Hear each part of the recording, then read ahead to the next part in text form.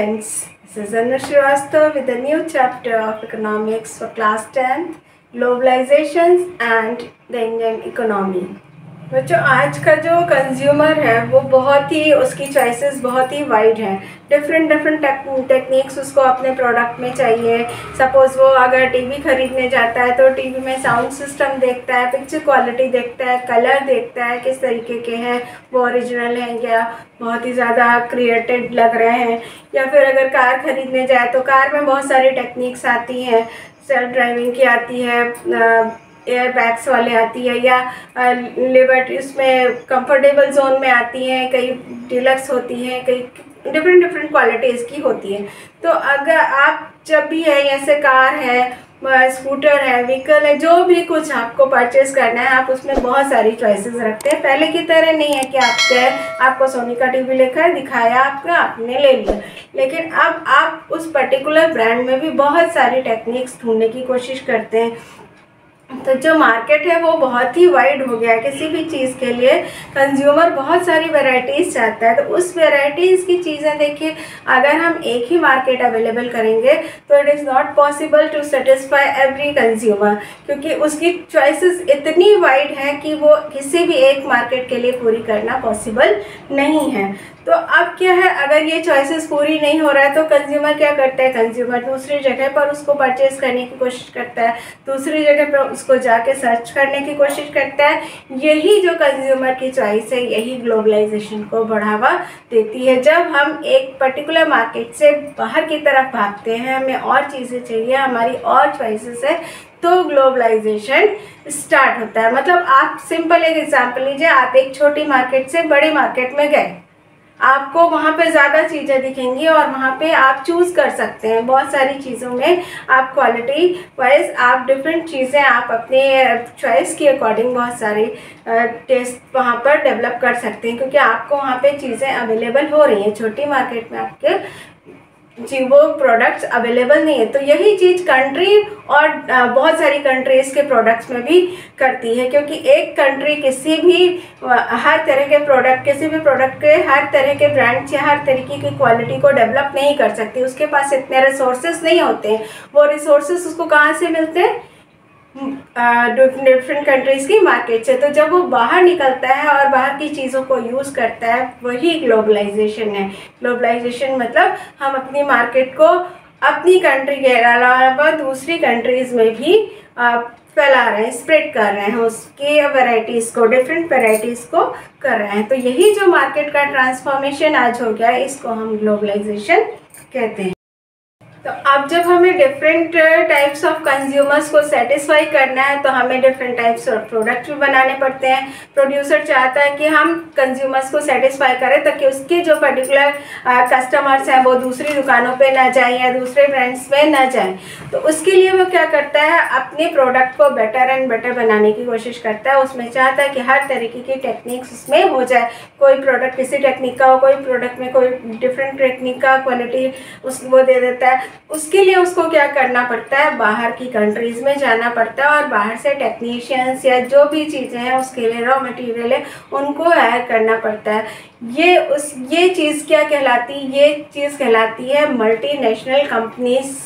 मतलब अगर हम एक चीज़, तो कोई भी देखिए एक कंपनी है वो एक ही जगह स्पेसिफिक होती है। अगर उसको दूसरी टेक्निक लेनी है तो उसको किसी न किसी की ऑब्वियसली हेल्प लेनी पड़ेगी, क्योंकि वो टेक्निक उसको अपने में चाहिए। जब वो किसी दूसरी कंट्री से वो चीज़ को हायर करती है तो इसका मतलब वो उस कंपनी की भी हेल्प ले रही है। उस कंपनी में भी नहीं है तो किसी तीसरी कंपनी में से भी उसने वो चीज़ की लिए। जैसे एक पर्टिकुलर प्रोडक्ट है, उसमें 3 कंपनीज का मटेरियल लगा हुआ है, तो ये प्रोडक्ट जो बन के तैयार होगा वो क्या होगा, मल्टीनेशनल कंपनीज। मतलब एक product different types of companies से मिल करके बन रहा है। तो ये जो होता है इसको हम कहते हैं मल्टीनेशनल कंपनीज।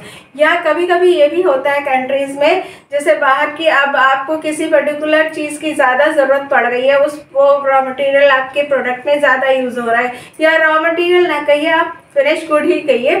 फिनिश गुड में भी कभी कभी वो इतनी डिमांड्स बढ़ जाती हैं तो कंट्रीज़ चाहती है कि दूसरे देशों की कंपनी उनके कंट्रीज़ में आकर के अपना प्रोडक्शन करें, ताकि हम लोगों को कम रेट पर, क्योंकि हम जब बाहर से मंगाएंगे तो उसमें एक्सचेंज ड्यूटीज़, फॉरेन ड्यूटीज़ ये सब लग जाती है, तो वो प्रोडक्ट बहुत महंगा हो जाता है। और वो वही प्रोडक्ट को अगर हमारी कंट्री में आ करके अपने रिसोर्सेज से लगाएगी तो थोड़ा सा प्राइस में डिफरेंस आता है। तो वो चाहती है कि वो हमारी कंट्री में आकर ही उस चीज़ को डेवलप करे। इस तरीके की जो चीज़ें होती हैं वो मल्टीनेशनल कंपनीज के थ्रू होती हैं।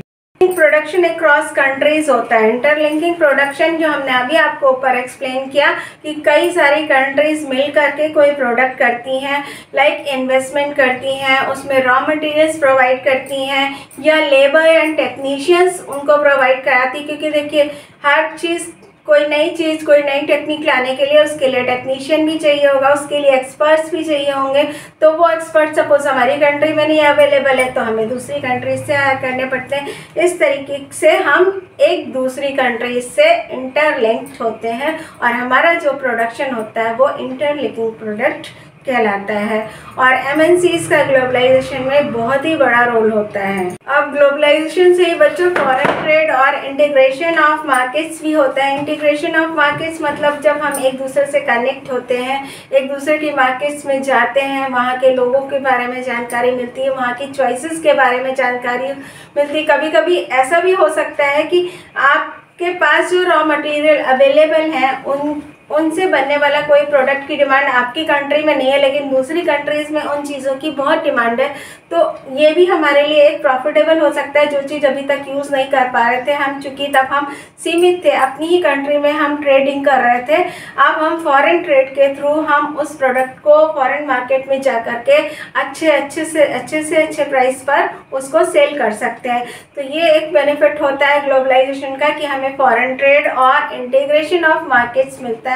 मतलब इंटीग्रेशन, हम एक दूसरे से इंटीग्रेटेड होते हैं, उनके ब्रांड की चीज़ें हम यूज़ करते हैं और हमारे यहाँ की चीज़ें वो लोग यूज़ करते हैं। ये जो चॉइसेस है, डिफरेंट चॉइसेस के थ्रू डिफरेंट मार्केट्स में जाना, डिफरेंट मार्केट्स में डिफरेंट टेक्निक्स और फॉरेन ट्रेडिंग करना, ये सारी चीज़ें मिलकर के ग्लोबलाइजेशन बनाती हैं।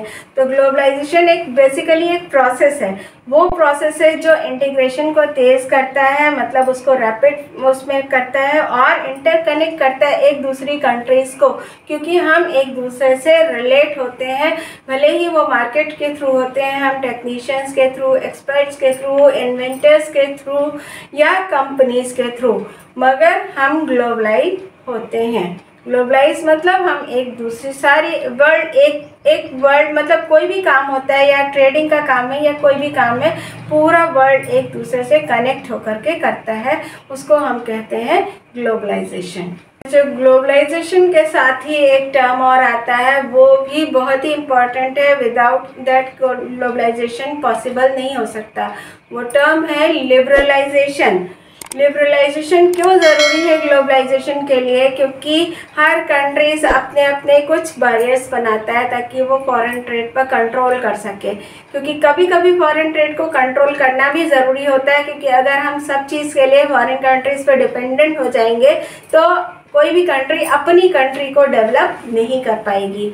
बट समटाइम्स ये ज़रूरी भी होता है, तो दोनों ही चीज़ों में कंट्रोल, एक बैलेंस बनाना बहुत ज़रूरी होता है। उसके लिए हर कंट्री कुछ बैरियर्स बनाती है, लेकिन अगर हमें ग्लोबलाइजेशन करना है तो उन बैरियर्स को थोड़ा सा कंट्रोल करना पड़ता है, क्योंकि अगर इतने जैसे मान लीजिए टैक्सेस बहुत ज़्यादा हैं, उन्होंने कई रूल्स एंड रेगुलेशंस ऐसे बना रखे जिसके कारण दूसरी कंट्रीज़ हमारे यहाँ पे ट्रेड करने में हिचकिचाती हैं, वो नहीं आना चाहती हमारी कंट्रीज़ में, या टैक्सेस बहुत ज़्यादा है फॉरेन कंट्रीज़ के प्रोडक्ट पर, या और कोई भी रुकावटें, सपोज वॉर्स हो रहे हैं या कुछ इस तरीके की कंडीशंस हैं, या एक दूसरे की कंट्रीज़ में कई तरह के और कॉन्फ्लिक्ट्स हैं, वो नहीं आना चाहती। जैसे इंडिया पाकिस्तान में बहुत सारे कॉन्फ्लिक्ट्स हैं और दूसरी कंट्रीज़ में भी कई बार ऐसा हो जाता है कि इतने कॉन्फ्लिक्ट्स होते हैं कि वो एक दूसरे के साथ ट्रेड करना नहीं चाहती।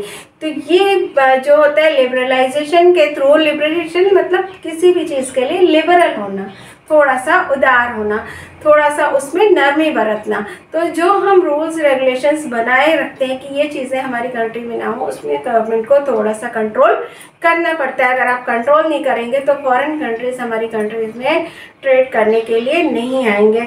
तो ग्लोबलाइजेशन, जैसे कि फॉरेन ट्रेड पर कभी ड्यूटीज़ लग जाती हैं, कभी इंपोर्ट टैक्सेस हैं, एक्सपोर्ट टैक्सेस हैं। ये टैक्सेस इतने ज़्यादा प्राइस हाई कर देते हैं कि फॉरेन कंट्री वाले हमारे प्रोडक्ट को नहीं, हम उनके प्रोडक्ट को नहीं परचेज़ करना चाहते। तो ये कई सारी ऐसी चीज़ें, या मान लीजिए आने जाने में कुछ प्रॉब्लम्स होती हैं, वीज़ा है, इस तरीके की कई चीज़ें, हम वहाँ से मटेरियल सप्लाई नहीं कर पा रहे हैं ईज़िली, या वो यहाँ पर आकर के उनको कई ऐसी सारी कंडीशंस रख दी जाती कि वो अपनी कंपनी को यहाँ पे नहीं लगा सकती। इस तरह की कई सारी चीज़ें हैं जिन पे गवर्नमेंट कंट्रोल करती है, थोड़ा सा लिबरल होती है, तो फॉरेन ट्रेड या ग्लोबलाइजेशन ईजी हो जाता है। बच्चों, ग्लोबलाइजेशन को ईजी बनाने के लिए फॉरेन कंट्रीज़ ने मिलकर के एक ऑर्गेनाइजेशन बनाया जिसको वर्ल्ड ट्रेड ऑर्गेनाइजेशन कहते हैं, जिसकी एक कुछ कॉमन कंडीशंस उन्होंने बना लिए, कॉमन रूल्स हैं, सब कंट्रीज़ को उनको फॉलो करना होता है। उसमें आपकी एट प्रेजेंट टाइम में 164 कंट्रीज़ हैं उससे अटैच। उन सारी कंट्रीज़ में एक दूसरे की कंट्री में कोई भी कहीं भी अपनी कंपनी लगा सकता है, वहाँ से ट्रेड कर सकता है, वहाँ से परचेज़ कर सकता है या वहाँ पर सेल कर सकता है। बट उन्होंने जो कंडीशंस एंड रूल्स वहाँ पे बनाए हुए हैं, उन रूल्स को फॉलो करना। उन्होंने अपने कुछ रूल्स दे दिए, कुछ लिबरल पॉलिसीज़ दी हैं, कुछ बैरियर्स भी हैं, कुछ ऐसे जिनको हर कंट्री को मानना होता है। लाइक करेंसी को लेकर के कुछ प्रॉब्लम होती है कभी कभी, एक दूसरे के टेक्नीशियंस को आने जाने से लेकर के, या ड्यूटीज़ को लेकर के, या टैक्सेस को लेकर के कुछ प्रॉब्लम होती है। तो WTO एक ऑर्गेनाइजेशन इन सब प्रॉब्लम्स को कंट्रोल करता है या रिमूव कर सकता है। अगर कोई प्रॉब्लम आती है ट्रेड करने में, फॉरेन ट्रेड में, तो ये ऑर्गेनाइजेशन उनको मैनेज करता है।